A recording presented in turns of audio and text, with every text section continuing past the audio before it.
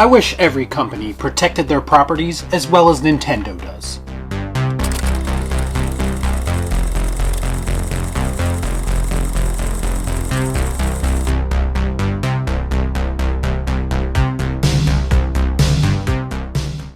Before I get started, I'd like to kindly ask that you hit the like button, and please subscribe to the channel for more content just like this. Pretty please, with sugar on top. We currently live in a world where rights to properties change hands like they're going out of style. And those properties are sometimes placed in the incapable hands of some very incompetent creative teams. If you look at post-1990 Super Mario Bros. Movie, Nintendo has been notoriously strict about letting just anyone adapt their properties. Basically, they haven't really hoarded out Mario to every single medium for the past 30-some years. And I believe those properties have thrived over long periods of time because of that.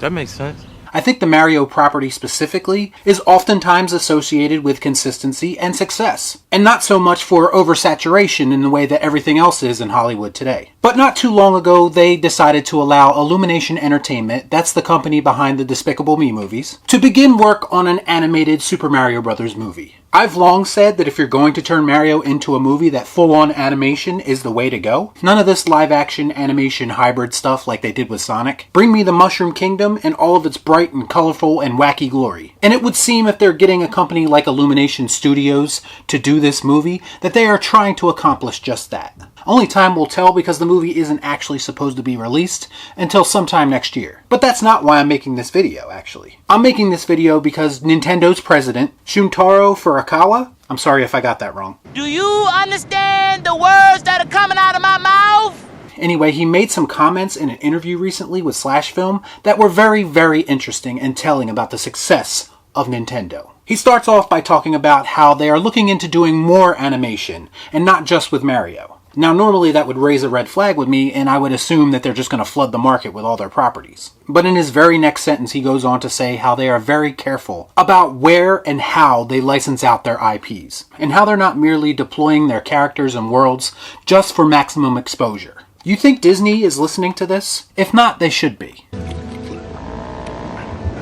Because it's not about how much content you put out. It's about the quality of that content and protecting your brand for the future. He even goes as far to say that he wants the results to be true to the players' experiences. You mean your goal is to make fans happy? What a novel idea. Up until now, I was under the impression that insulting your fan base was the way to go. And basically shitting on old fans and seeking out new fans that don't exist. Who knew that was wrong this whole time?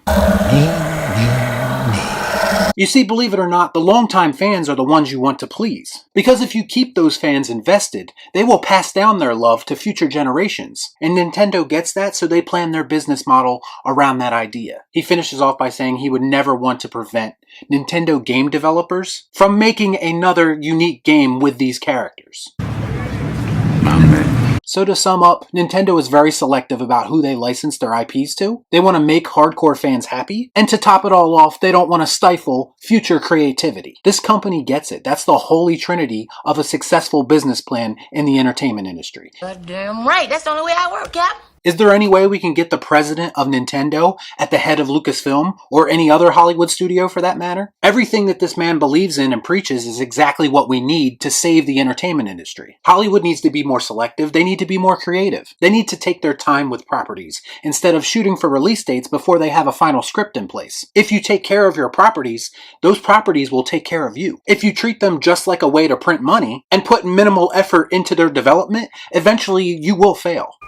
Do or do not.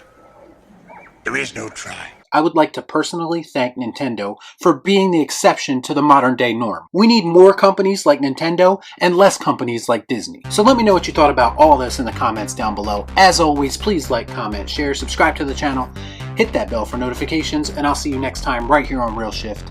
Thanks for watching. Peace out. Y'all be cool. Right on.